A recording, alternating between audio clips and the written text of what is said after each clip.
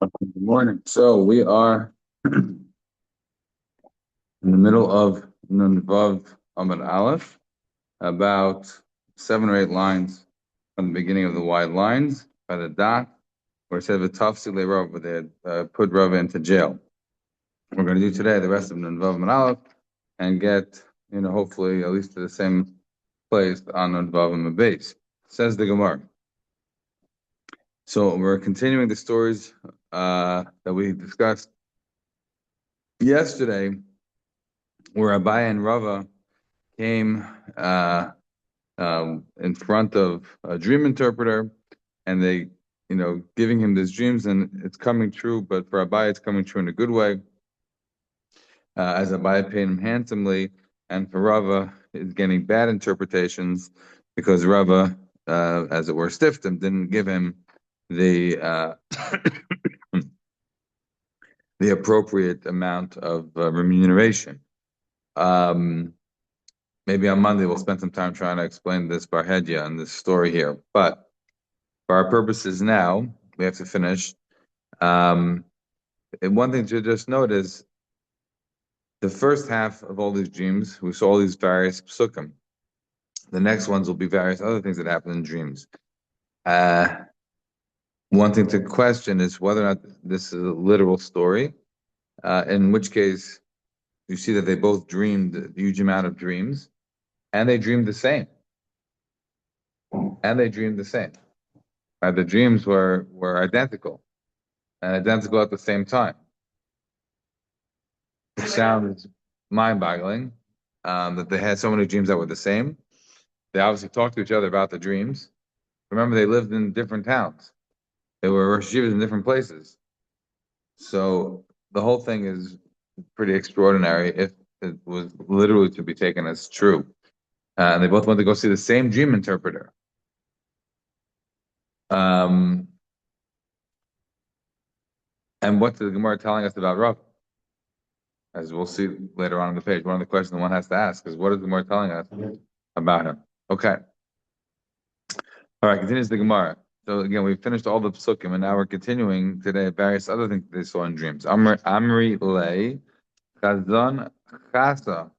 Right, chasa, we're going to have Pesach now, right? What's chasa? Chazeres, right? Some sort of a lettuce. So they said, Amri, they said to Barhedya, Chazon chasa pumdani. We saw lettuce on the top, on the mouth of barrels. Labaya Amarle. So to Abaye, he said, Ayef iskecha kechasa. You're going to have very successful business. Rashi says, Kofel birivuach kechazer shetei rachba kfula. Right, the lettuce is very broad, the chazeres, and so that's how your business is going to be. It's very big success. L'Rava Amarle, Marer iskecha kichasa. Right, the same way chasa chazeres is also marer. So your business is going to be very bitter. It's going to be terrible. It's going to be sonu. He says Rashi l'kol. It's going to be hated by all. And it'll be very difficult for you to be able to be doing business. Amrile chazan bistro al pumdani. Right, we saw meat on the mouth of barrels. So Abai Amrile basis chamarcha v'asukuli amal mizvim bistro v'chamarcha minach. Right, so v'chamra, your wine is going to be sweet. And Kuli Alma is going to be coming to buy meat and wine from you. So, I'm not exactly sure what this means in terms of Abai and Rab's business, as we'll see also in the next example, because the Gemara tells us in Gittin on Samach Beis, the Gemara told us that Abaya went into a deal with Shimon Bar Ashi. Shimon Bar Ashi wanted to learn with Abaya. And Abbas said, I can't learn with you. I'm very busy. What do you do? He says, I want to learn with you at night. He says, I have no time. I'm busy. I water my fields in the nighttime. He says, so I'll learn with you at night. I'll take care of, like, by day. He was working to as a farmer. He says, I'll take care of all that so that we can learn at night. And I said, okay. Or Sim Barashi, instead of going to work the fields the way Abaya had to water them and all that. So basically, it was I think it's called riparian rights, right? It's a law school term, I remember. something about the way the rivers run, right? The top, the bottom, the middle, right? There's different. The people from a river have a right, right? That's why in the Nile is a big. Is it? There is a fight. There was a fight between Ethiopia and Egypt, right? Sudan about the Nile. The Nile is the one river that flows from south to north, right? So it's coming from Ethiopia all the way up to Egypt. And so the people on the bottom of the river have certain rights. So Abai worked it out, whatever he did, but Rav Shimon Rashi went and basically made one guy agree to something, the other guy, and basically he was getting water in and there was no, without any work. And Abai refused to use the produce that year, the Gemara says, because he thought it was inappropriate what he had done. But it sounds like he was a bit of a farmer. For Rav, also, we know the Gemara tells us about Mitzvah Ayin Gimel that Rava had fields that he rented out. The more of this says the rabbis accused him of being somebody who uses ribbis to get ahead, and he said no, a whole fight. But basically, it was clear from the Gemara that he was a landlord. He rented out his fields. How did he get fields? I have no idea. But that seemed to have been his business. And they have another Gemara. The Gemara tells about Basra, Kufra, and Gimel. The Gemara tells us that over there, Rava got into a fight with a woman who came for his bezdin, and she like cursed his ship that he had in the sea should sink. Sounds like he was also some sort of an investor, etc. Nevertheless, in this Gemara, it sounds like we were talking about that they were wine merchants. Maybe that was a part of the business. I don't know. Okay, so as the Gemara says, so for Abai, he says your wine should be very sweet. And everyone should come and buy your meat and wine from you. Rav Amar le Takiv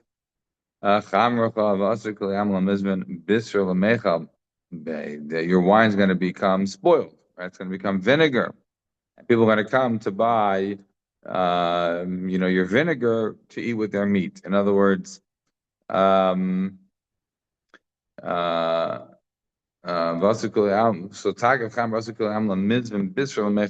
your wine's going to go bad, and people are going to go buy meat to eat with it. I guess I'm not 100% sure how they used to eat meat, but it sounds like vinegar was the way they ate meat. They might say that this is not so bad. I mean, like if he's going to sell vinegar, like oh, that sounds like he's doing business.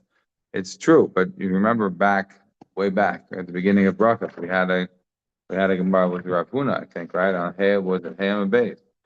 Right? The Gemara told us that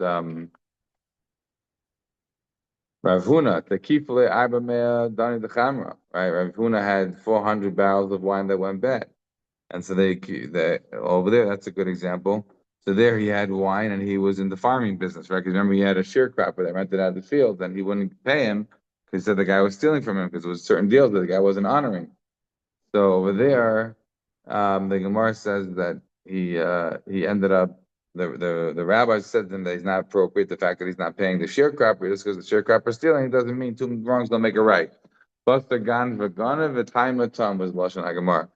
So if you remember, so he Rav took upon himself that he's going to fix it, and the Gemara says either his vinegar turned back to wine, or vinegar went up in price.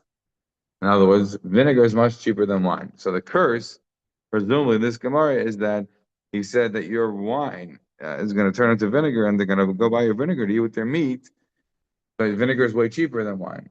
So you're not going to be selling at the price that you hoped. That's how it's a negative. So fine. Next case. Amri le chazan chavita de toli. We saw like a cask that was hanging out in a palm tree. So Abai Amar le. Abai said, "Midli eskecha kedikla. Your business is going to be so good, it's going to be springing up like the palm trees." The Rava Amar le. So to Rava he said, "Chali eskecha ketamri." So to Rava he said that your business is going to be very sweet like the tamar, like the dates, meaning you might think that this sounds great and wonderful, but dates were really super cheap in Bavel. There's lots of palm trees. So if your business is going to be like a date, in terms of its value, it's not going to be great. So that's how it's a negative to Rav. Amar le Chazan Ramana de Kadchi Apumdani. They said we saw a rimon, a pomegranate, and it was essentially getting growing on the mouth of a barrel. So to Abaye he said, Ashik iskecha keramana, right? That your business is going to be so successful, like the rimon, like the pomegranate. Where Rav Amarle koi iskecha keramana, your business is going to be hated, right? Like a very dried out rimon, like a very dried out pomegranate.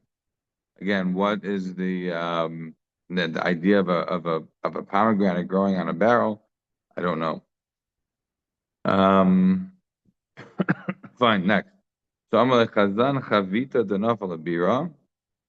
So they said to Barhedya, we saw a barrel that fell into the bira. And bira sometimes means a palace, but here, my Meister Rashi says bira is a bar. It fell into a pit. So we saw the barrel that fell into a pit. Sola Abaya Amarle Mitavi Iskecha. Right? People are going to want your business so much that it's going to be like the Amar Nafal Patya Bebira V'lo Yishtakach. Be like, oh, the bread fell into the pit and won't be found. In other words, people will be after you so much to do business with you that you're not going to have anything left. That it's going to be that good. Business is going to be so great, you're going to be sold out. Right? The Rav Amalai Pasid Eskecha V'Shadi Lebira. The Rav said your business is going to be lost. It's like going to be swallowed up like a pit. It'll be nothing. Amile Chazinan Bar Chamra de Koy at Isdan Vinoyer. So they said another dream. We saw the child of a donkey, like a baby donkey. I don't know what they call it. Foal. It's a horse. What do they call baby donkey? Whatever they call baby donkey. So we saw like a baby donkey. The Koy at Isdan, that he was standing by our pillows. Vinoyer, and he's braying loudly. So the Abaya Amarle Malka Havis. Said you're gonna be the leader, you're gonna be the boss, you're gonna be the Shiva. The Koi Amir Allah. Right? Remember I told you before that Tanoim or Amiram, these had actual terms, right? We saw many times already. And Amira was saying a certain thing, Tana Tana, in front of X.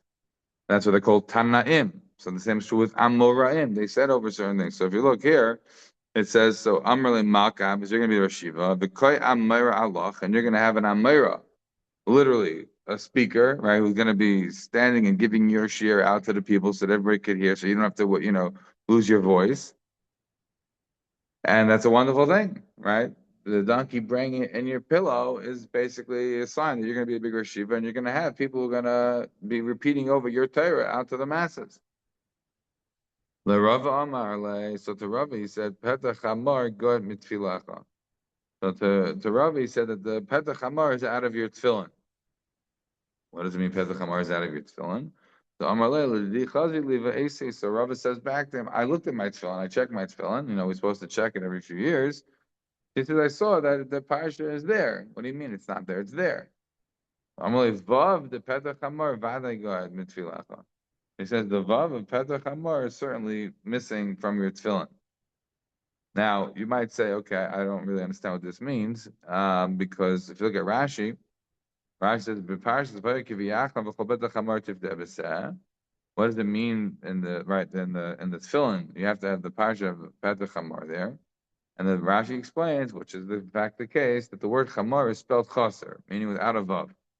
But tefillin shel Rava kasva kais of male, and it was written, what's it called? Plane and what's the other one?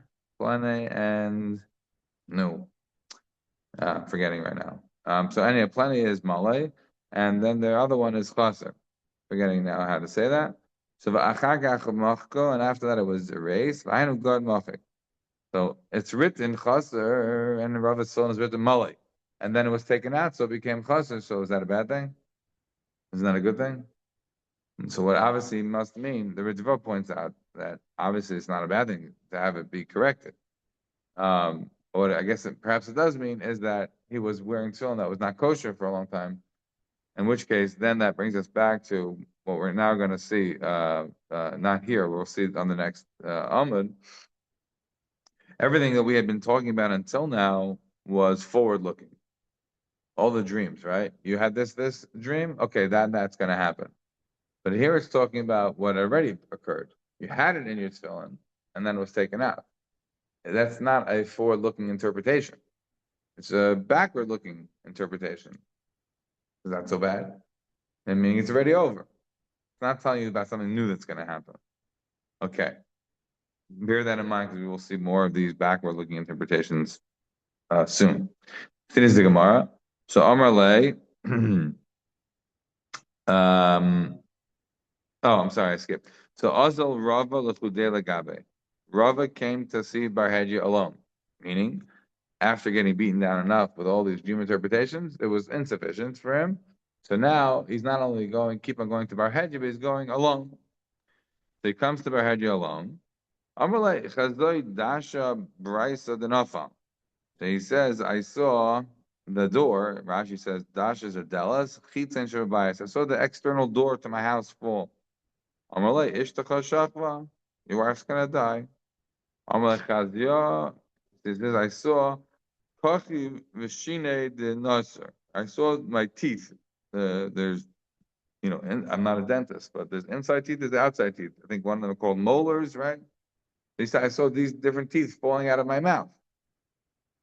So Rashi says, Kochi is Shinaim Hapnimiyas. Shekarin, whatever. Not sure if that sounds like molars or not. So Amalek bin Echo B'Neisecha Shachwan. He says, your sons and daughters are going to die.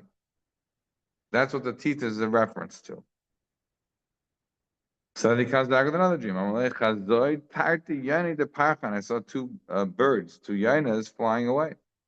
So Amalei Trey Nashi Megaresha. So you're going to divorce two women.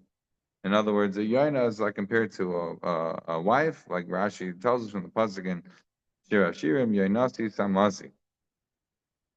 So Amalei Chazoi Trey Gargalide de Lifta. We had these words before. Everyone remembers, right? The turnip tops. So Rava says to the Barhedya, I saw two turnip tops. Amalei train kolfi belas. You're gonna get Rashi explains.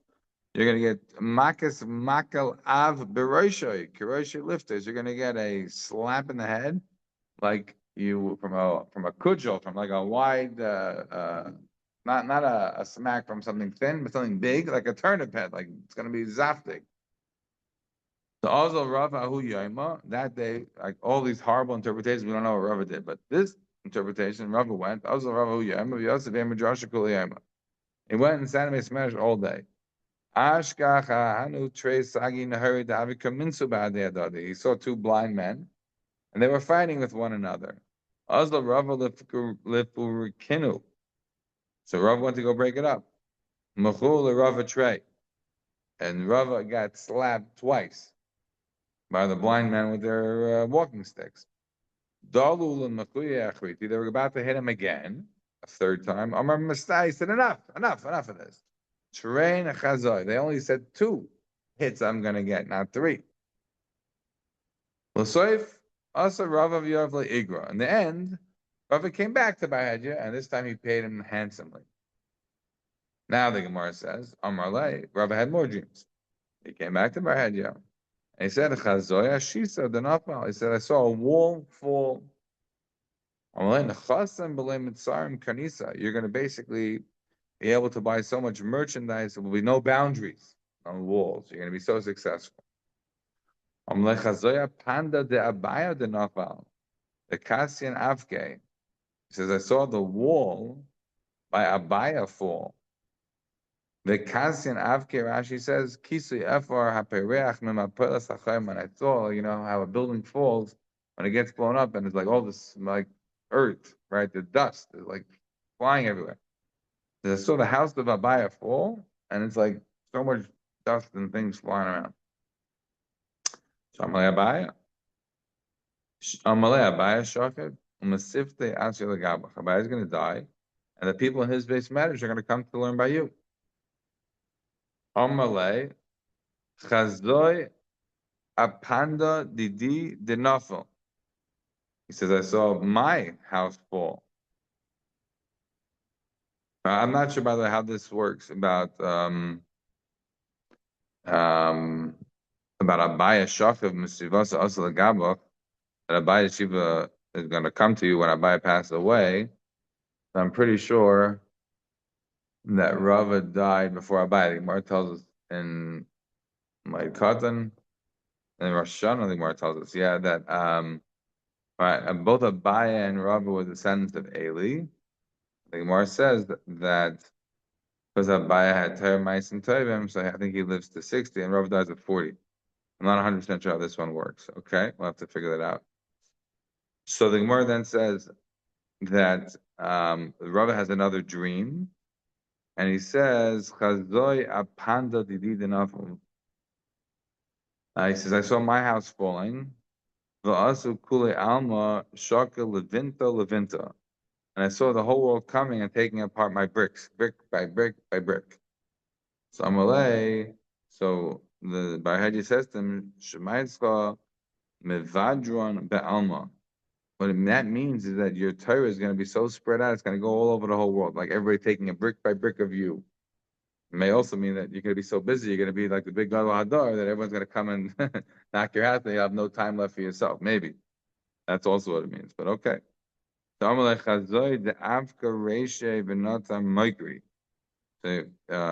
dream that Rava has that he comes back to him about, he says, I see that my head was knocked and my brains are falling out.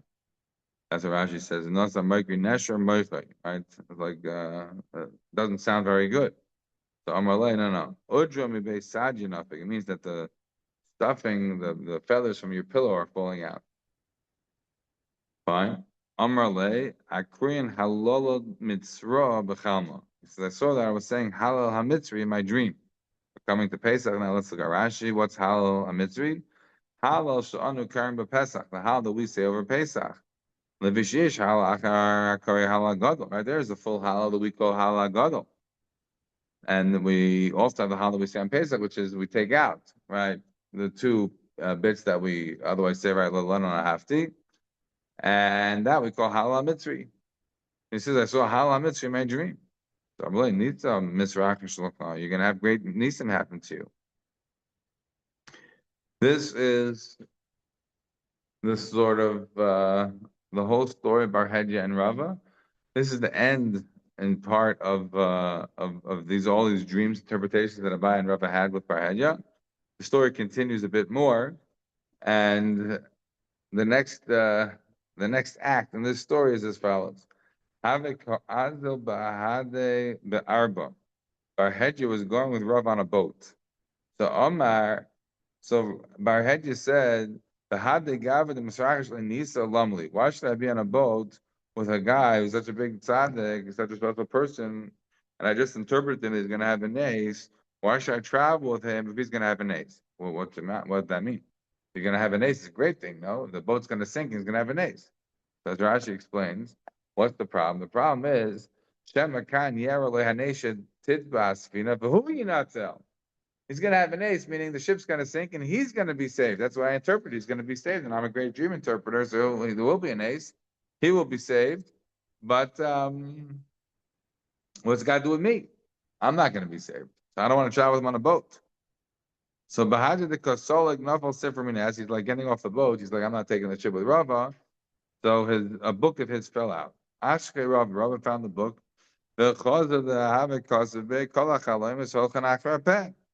And he saw what we just learned, that all the dreams go after their interpretation, meaning that the interpreter takes a significant amount of power in dream interpreting. So Amar Rasha, all these terrible things that you said about me, this is all totally in you. And you made me so crazy, so miserable in my life. I can forgive you for everything. Except for the daughter of Chizda who I married, that you said she's going to die. Right? It should be a situation where you're going to be punished. You're going to be given over.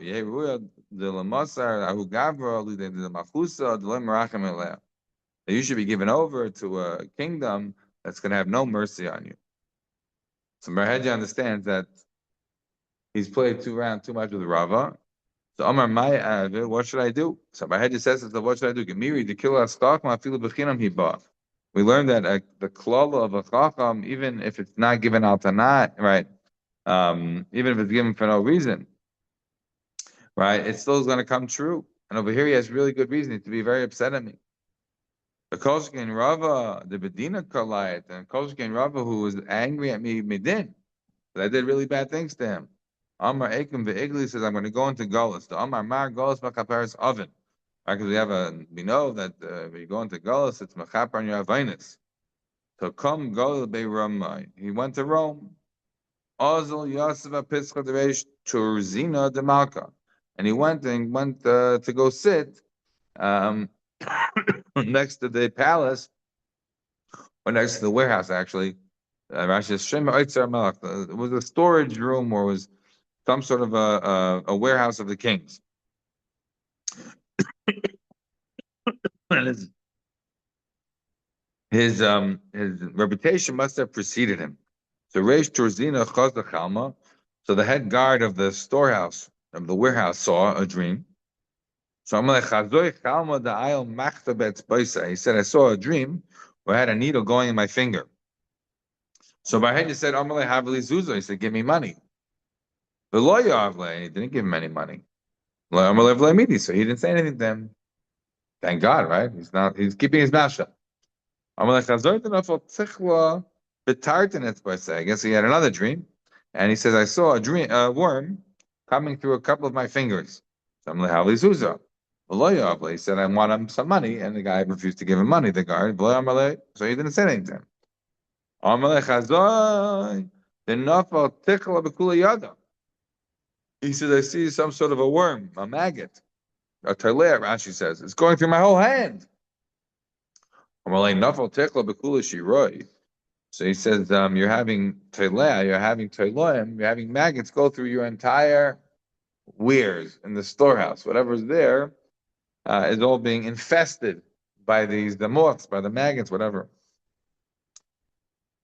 So the Gemara says, Shami be Malka. They heard about it by the kingdom that, in fact, the guard had done such a terrible job with the storehouse. Zina, they brought him in for a trial. They're going to kill him. I'm like, no, I'm not. Why are you killing me? I salute to have a yod Amar. Bring in the guy who knew. He had it. I gave him a couple of different dreams, and he refused to interpret them. So I would have had a warning that these dreams are significant. I could have done something about it. We don't know if these dreams took place one after another, every few months, we have no idea. But essentially, he's making the argument that this guy, Barhedja, knew about what was going on. He could have given me a warning. He refused to because I didn't pay him enough. So I saw Barhedja. They brought him Barhedja. Amrle, they said to him, I'm to Zuzut, right? Your requirement to make money on the dreams, that caused, so we turn the page to the Nevuchim page, that caused all of the weirs of the king to be destroyed. So kafitu train arzi b'chavla, they tied him to two erezes, they tied him to two cedars with a rope. Also chad kar lechad arza, v'chad kar lechad arza. Basically, they tied him like this, to the trees, and you know what happens when you do that to trees, and then you move the trees all the way down so that they should be splitting you, and you let them go bounce back, and that's what happened to him. The shor lechavla had the itztalik ratio. They basically split the things until they split his head. Azak lechad v'chad v'kam aduchte v'itztalik v'nachal v'train, and then they let him snap back, and he got snapped. So. Not a very good end to Barhedya, but I don't want to now go into the rest of Barhedya. Maybe we'll do that on Monday, but as part of the wider question of what went on here. Okay. So now we have another story. Again, remember what I said about some of these stories, some of these dreams, to figure out if they are taking place, what the interpretations are about in the future or about in the past. So the Gemara says, Shol ben Dama ben Achaises Rabbi Shmuel asked Rabbi Shmuel. Ben Dama, the nephew of Rabbi Shmuel, asked Rabbi Shmuel. Everybody remembers Ben Dama, and the Gemara Menachos and Tzadi Tes, right, where Ben Dama was Shol ben Dama ben Achaises Rabbi Shmuel asked Rabbi Shmuel the same exact line, but there he asked him. What did he ask him? Mao lilmay b'chachmas yivanas, right? This Gaganani Shlomo Kol Terakula. Am I allowed to learn chachmas yivanas? So here he asks him a different question. He said, "Roisi shnei l'chaye shenashru." I saw two cheeks that they got cut. What does this mean? So he says, "Amar shnei gedudei Raimi yatzu alacha ra." There were two Roman legions, two Roman battalions, two Roman somethings that really wanted to come after you. They had bad intentions for you. Mason, they're dead. Amalei Bar Kapar Rebbe. Bar Kapar said to Rebbe, "Ra'isi chaytmi shenashar." He says, "I saw my nose being cut off." Amalei Charoin Af Nestalig Mimcha. He says, "You was tremendous anger on you, and that's been cut away." Right. So you notice how these are what? These are interpretations of the past. These things were happening to you, and now they're not happening anymore. What's the nice thing about this kind of interpretation? It's not falsifiable, right? The nice thing about interpreting a dream as something that took place in the past and of danger averted is that it's not falsifiable, right? That's the perfect way of dream interpretation. If it's about something that's going to happen to you today and it doesn't happen, so then it's falsifiable. But if something that was going to happen to you yesterday and didn't happen, that's not falsifiable. It's a much safer way if you're a dream interpreter to do these kind of dream interpretation. So Bargabar says, I saw my two hands were cut off. That's wonderful. And this one I think is future, right? He says you're going to be so rich, you're not going to need your hands anymore to work. I saw my 2 feet will be cut off. That's because you're so important. You're going to be able to ride on horses. I think this is still too early. But one of the things that you should know is that certainly it's true that under the lens of Islam's domination, Jews were not permitted to ride horses. I think this was true potentially even in Europe in certain places as well. The riding a horse was considered to be a chashuv thing, right? And since the Yidden were looked down upon and downtrodden upon, they were not allowed to ride horses. So I'm not sure if this would be anachronistic to say that that's what's happening. I don't know. Okay. Chazor da Amri li ba'adar misas v'nisan lechad. He says, I saw in a dream, it said to me, I'm going to die in Adar, I'm not going to see Nisan. So Amarle, be'adrut, he's like playing on the word Adar. Be'adrusa misas, you're going to die in glory. And you're not going to come to getting nisyonis, right? Which is what we down for every day. Not to be asil de nisayon. We don't want to have tests. Whether that's, in fact, the ideal approach in life, I don't know. But it can be debated. But it's also Gemara Brachot, if you remember. What did the Gemara tell us? Where was it? It was on, this is too far. It was on Hay. The Gemara told us, Amar Lev Chamer Shimon, Yarg is Adam Yetzer Tov al Yetzer Hara. Person should always start up his Yetzer Tov with his Yetzer Hara. He should always be messing. Shinem Rigzu Al Takato. He should be, racing it on, not to sin. So they look at the Gemara about Azar and Yud Zayin on base. The Gemara over there talks about two options to walk in front of a base of Zionist or a base of Avodah Zarah. What's the best thing to do? And over there, the Gemara says that the Gemara they chose to go in front of the house of the Zionists. The Gemara said, on Kuf Zion says that a person, David shouldn't come in front of an Israel. David HaMelech, David HaMelech said that he wanted an Israel. Why? Because he wanted to say like Hey David. Why say like Hey Abraham to Yaakov to be like Hey David? So he wanted an Israel. Because Hashem said that everybody else wanted an Israel. He says, okay, I'll take one. And then Maisel Bat-Sheva came. So yeah, both sides to this equation. Okay. So now we get an unbelievable series of stories here. I'm going to Stuki, the Rabbi Shmuel. So it's Stuki, right? So this is an enemy of the observant Jewish community at the time. Comes in front of Rabbi Shmuel and says, he says, I see I'm pouring oil to Zaysim. Right, what boggles his mind is why it's Stuki going to somebody who is an avowed enemy, who doesn't hold from him at all, to go for his dream interpretation. So everybody agrees that Kol Chaloim is holchan achar pes. Chaloim is going achar pisra, and then why are you going to go to him? Well, listen to the interpretations. They're all in the past, but they're not in the past about things that didn't happen. They're in the past about things that did. So he says, you're pouring water on oil, oil on zaysim, on olives. What that means is that it indicates that you were engaged in a rice. So Amalei Chazoy de Katev Likarchme, he says, I was plucking a star. So Amalei Bar Yisrael Ganafta.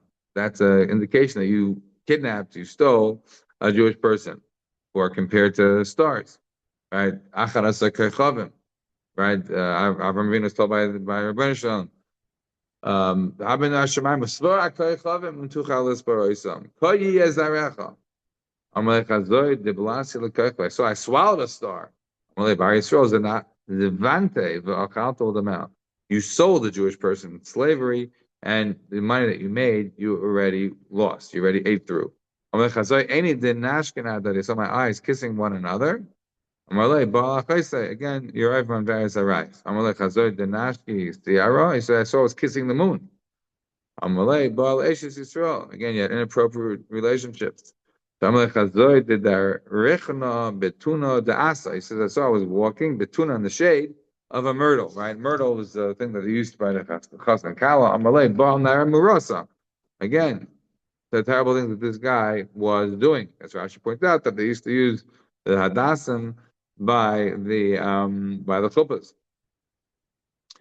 So Amalei chazoy tuna ma'alya v'hu metatoi. He said, I saw I was walking in the shade, and the shade was above me, right, and I'm below it. Like, what does that mean? So Amalei mishkav kahafo.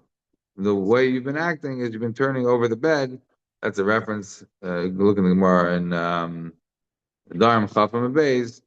The woman who came to Rebbe complaining, Rebbe, I prepared a table and was turned upside down. Yeah, Amar Le Chazoy Orve Dahadri Lepourier. He says I saw ravens that were pecking on my bed. So Amar Le Ishtachal Zantam and Hashem Harbe. Again, obviously, not a very ideal situation. This Tzeduki was very, very busy and doing very licentious and inappropriate activities. He says, I saw a yaina, dove around my bed. That's because you have done very inappropriate things with many Jewish women. Again, like we said before, yaina is a Jewish woman. Did not get trey yaina parchan. Because I saw I had taken two doves and they flew away. I'm really tired. You married the two women and you divorced them, but you never gave them a get. I'm like, the kalifna beye. So I was like shelling eggs. I'm like, you basically stripping the dead of their stuff, like whatever they had. You know, they have in those days they used to bury the dead sometimes with things, and you're basically what's called a grave robber, I think it's called. You're going to the graves and taking things. So I'm like, Kulu isnayu be bar me'ahad. He said, the Stuki says to Bishmael, you were right about everything. Everything that you said about me, I did, but not this. I don't stoop so low to strip the dead. I don't do this. So the Hakivak, at the middle of schmoozing there, Asya, it's a woman comes in, the coat that you're wearing, you stole from the dead guy. I know this coat. So even on this one, he did. Right? So here, Rabbi Shmuel is saying things that happened in the past, but he's giving concrete examples. And the guy admits that he did every single one of these things. But he doesn't stop. I saw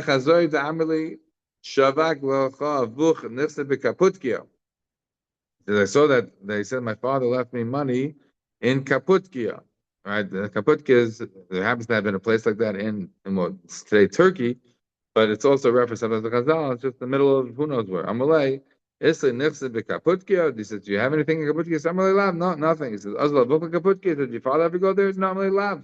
Im Ken Kafik Ashur Deka Asara Zil Chazi Kafa the Resh Asara Shahim Malaya Zuzi. Just go to your own house and go muchazak around in the beams there, and you're going to find a lot of money. Azla Ashka Shahim Malaya Zuzi. He went and found a lot of money.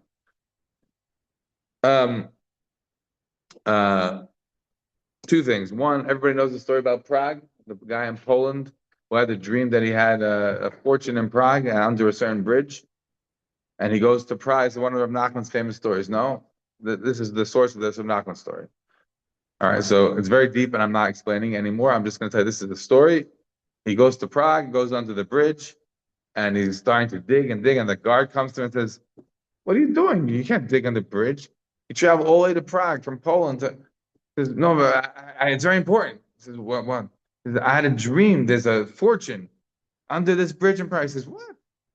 "I had a dream that in Poland, in this little town, there's a huge fortune for me. Am I going to Poland?" The guy's like, "Oh my gosh, I'm from that town." He runs back to Poland, goes to his house and starts digging, and he finds the fortune. I'm not explaining anymore. That is one. Second, we're presumably still talking about the Tztuki, right? We just finished all these stories about him. Now this one sounds like a good one. Why is he getting such a good ending? We'll have to leave it over there.